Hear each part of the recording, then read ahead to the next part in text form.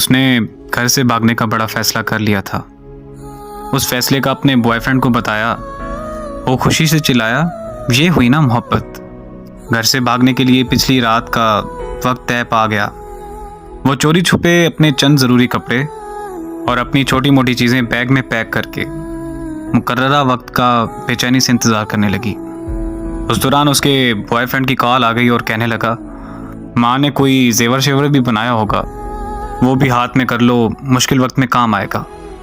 اچھا میں کچھ کرتی ہوں۔ اسے پتا تھا کہ اس کی ماں نے اس کے لیے سونے کے زیورات بنا رکھے تھے۔ وہ ماں کے کمرے سے زیورات نکالنے کی ترکیب سوچنے لگی۔ وقت بہت کم تھا۔ وہ جیسے ہی اپنی ماں کے کمرے کی طرف بڑھی، ماں کمرے کا دروازہ کھول کر باہر آ گئی۔ ایک لمحے کے لیے وہ ماں کو سامنے دیکھ کر سکتے میں آ گئی۔ ارے میری شہزادی، تم اتنی رات گئے جاگتی پھرتی ہو، اور یہ تیار ہو کے کہاں جا رہی ہو؟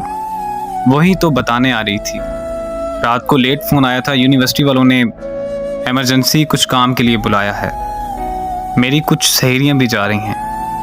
اس نے خود کو سنبھالتے ہوئے جھوٹ گھڑ دیا۔ اچھا تم ایسے کرو کہ تم میرے کمرے میں بیٹھو، میں تمہارے لیے کچھ بنا کے لاتی ہوں۔ ماں کچن میں چلی گئی اور وہ ماں کے کمرے میں داخل ہو گئی۔ اس نے جلدی سے پیٹی کا دروازہ کھولا اور اس کی نظر سب سے پہلے اپنے لیے بنے لال رنگ کے لہنگے پر پڑی، جو اس کی ماں نے شادی والے دن کے لیے اس کی پسند سے بنوایا تھا۔ ماں اکثر مجھے کہتی رہتی تھی کہ جب میری بیٹی اسے پہن کر دلہن بنے گی تو شہزادی لگے گی۔ ایک سے بڑھ کر ایک اچھا سوٹ، بہترین بستر، ڈنر سیٹ، ٹی سیٹ اور نہ جانے کیا کیا، بہت سی قیمتی اور خوبصورت چیزیں۔ کچھ چیزیں تو ایسی تھیں جو ماں نے چوری چوری بنا رکھی تھیں، جن کا علم بھی مجھے آج ہوا۔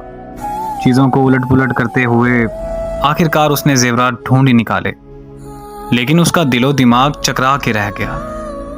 زیورات اس سے اٹھائے نہیں جا رہے تھے۔ اس نے کمرے میں نظریں دوڑائی تو دیکھا فریج، مشینیں، برتن، سب کچھ پڑا ہوا تھا۔ ایک ماں کے کمرے میں ایک دلہن کے کمرے کا مکمل سامان پڑا ہوا تھا۔ ضمیر نے اسے جھنجھوڑا اور وہ سوچوں میں گم ہو گئی۔ ماں کی کوکھ سے جنم لینے سے لے کر اب تک ماں باپ نے میرے لیے کیا کچھ نہیں کیا، میرے اگلے گھر کا سامان تک بنا دیا، اور میں بے فیض بے وفا کیا کرنے جا رہی ہوں؟ مار کر اپنے ماں باپ کو خود مرنے جا رہی ہوں۔ محبت کا سمندر گھر میں ہے اور میں محبت کا دریا سر کرنے جا رہی ہوں۔ اس کی آنکھیں بھیگ گئی تھیں، اسے اپنی حماقتوں پر خوب رونا آ رہا تھا، اور اس دوران ماں آ گئی۔ یہ لو میری شہزادی، اپنا پسندیدہ پراٹھا کھاؤ، اتنا سفر ہے یونیورسٹی کا، میری شہزادی کو بھوک لگ جاتی ہوگی۔ ماں کی بات سن کر وہ ماں کے گلے رکھ کر پھوٹ پھوٹ کر روئی۔ ماں نے ماتھا چوم کر آنسو صاف کرتے ہوئے پوچھا، میری شہزادی کیوں رو رہی ہو؟ وہ نظریں چراتے ہوئے کہنے لگی، ماں مجھ سے کتنی محبت کرتی ہو نا۔ یہ بھی کوئی بات ہوئی؟ بھلا ماں سے بڑھ کر کون محبت کر سکتا ہے؟ اس دوران اس کے موبائل کی گھنٹی بار بار بجنے لگی۔